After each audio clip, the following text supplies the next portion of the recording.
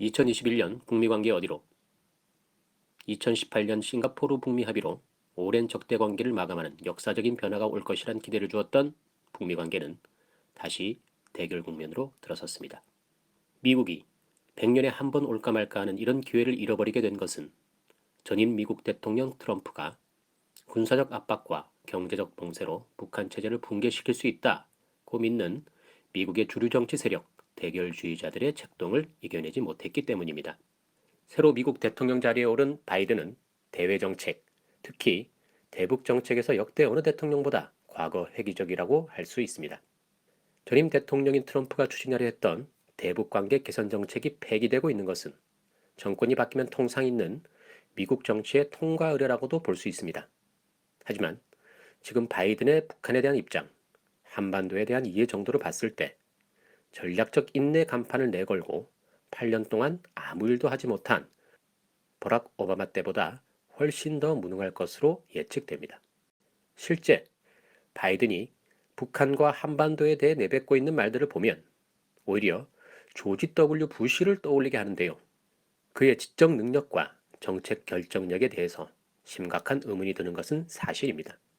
미국 정치는 지금까지 민주공화 양당이 정권을 주거니 받거니 하는 데서 지탱해 왔는데요. 지난 몇 년간 사회 양극화가 더욱 극심해지면서부터는 주류 정치권과 비주류 정치권 사이에 험악한 싸움판으로 변모했습니다. 그리고 작년 대선에서는 주류 정치권, 즉 워싱턴의 또아리를 틀고 있는 기성이익 집단과 네오콘이 승리하게 되었죠. 물론 2019년 하노이 북미 회담에서부터 네오콘의 압박에 굴복해버린 트럼프가 재선에 성공했다 하더라도 북미 관계는 별반 달라질 게 없었을 것입니다. 이미 굴복해버린 것이니까요. 특별한 능력도 없고 식견도 부족하며 대중적 인기도 별로인 고령의 바이든은 네오콘에게 훨씬 쉬운 존재입니다. 바이든은 대북 대결주의자들의 입장을 그대로 따를 것이라는 예상에서 벗어나지 않고 있죠. 이는 북한과 한반도에 대해 별로 아는 것도 없는 바이든이 북한에 대해서 발언한 것들에서 확인할 수 있습니다. 미국의 북미 대결주의자들은 북한은 붕괴 직전이며 군사적 경제적으로 좀 더 압박하면 붕괴시킬 수 있다는 생각을 버리지 못하고 있습니다. 이는 소련과 동구권의 붕괴 경험, 그리고 사회주의를 표방하는 일부 나라들의 현실로부터 신념으로 된 생각인데요. 하지만 이런 신항이 북한에서는 먹히지 않고 있습니다.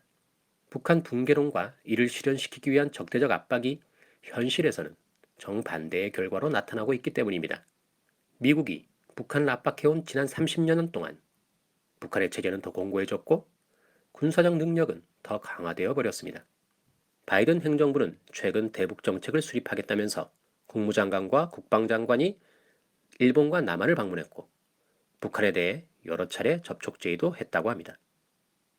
하지만 북미 대결에서 힘의 관계가 근본적으로 달라져 버렸으므로 바이든 행정부가 적대 정책을 포기하는 대화와 협상의 길에 나서지 않는다면 버락 오바마의 전략적 인내의 짝퉁을 답습하는 것 외에 할 수 있는 게 없을 것입니다. 바이든 행정부는 트럼프 행정부 때 합의한 한반도 비핵화라는 용어 대신 북한 비핵화라는 표현을 사용하고 있습니다. 이것을 최우선 목표로 삼겠다는 것이지요. 심지어 북한은 미국을 위협하는 가장 심각한 존재라고까지 말하고 있습니다. 미국은 자신들이 추구하는 목표가 한반도의 항구적 평화라고 주장하고 있습니다만 적대 정책을 근간으로 삼고 있는 조건에서는 한반도의 항구적 평화라는 이 말은 곧 북한의 체제 붕괴를 추구하겠다는 말과 같습니다. 바이든 행정부는 앞으로 여러 가지 엇갈린 행보를 보이기도 하겠지만 결국 적대적 대결 정책을 재추진하는 길로 나아갈 것입니다. 이제 문제는 한미동맹입니다. 미국은 한미동맹을 미일 군사동맹에 예속시키는 작업을 본격화하고 있습니다. 이를 위해 한일 간 현안에서 남한이 양보를 하도록 압력을 가하고 있죠. 얼마 전 하버드 대학 교수라는 작자가 엽기적인 논문을 발표하고 미국 언론이 대대적으로 보도한 것은 우연한 일이 아닙니다. 미국은 자신들이 주도하는 미국, 일본, 호주, 인도 등으로 구성된 군사협력체 쿼드 플러스에 남한의 참여를 강요하고 있습니다. 미국은 사드 같은 두 개의 미사일 방어 체계를 남한에 더 설치하고 군사공항과 미사일 통제 기지 등을 제주도에 건설하려 하고 있습니다. 세균전 시설도 전국 주한미군 기지에 모두 들여놓을 계획이고요. 부산을 비롯한 지방에 있는 군사공항의 기능도 확충하려 하고 있습니다. 물론 이는 중국의 영향력이 확대되는 것을 막으려는데 주된 목적이 있습니다. 하지만 이 과정에 한반도에 대한 미국, 일본의 군사적 지배력과 영향력 증대가 수반되게 되며 필연코 대북 적대 정책을 강화하게 만든다는 것이 문제입니다. 북한이 조선노동당 제8차 대회에서 채택한 노선과 정책을 한마디로 말하면 자신의 길을 가겠다는 것인데, 대미 정책에서는 미국이 대화를 제의하건 군사적 압박을 하건 제재를 강화하건 전혀 개의치 않고 자기가 설정한 목표를 자신의 힘으로 달성하겠다는 것입니다. 대화나 협상을 통해 미국과 관계 개선을 추구하는 것을 폐기하고 힘의 대결을 통해 미국이 대북적 대정책을 포기하도록 만들겠다는 것이 북한이 확정한 전략적 방향인 것입니다. 북한은 미국의 대북적 대정책을 무력화하는 군사적, 경제적 역량을 더 높은 수준에서 구축함으로써 이 목적을 달성하려 합니다. 시간은 우리 편이다 라는 김정은 총비서의 표현에서 담겨 있듯 이에 대한 북한의 자신감은 매우 강한 상태입니다.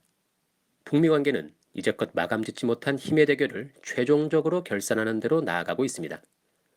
어느 한쪽의 빛나는 승리와 또 다른 쪽의 처참한 패배를 굳이 드러내지 않으면서도 대화와 협상을 통해 결속될 수도 있었던 이 북미 관계는 이제 다시 극한 대결의 종착점을 향해 움직여가고 있습니다.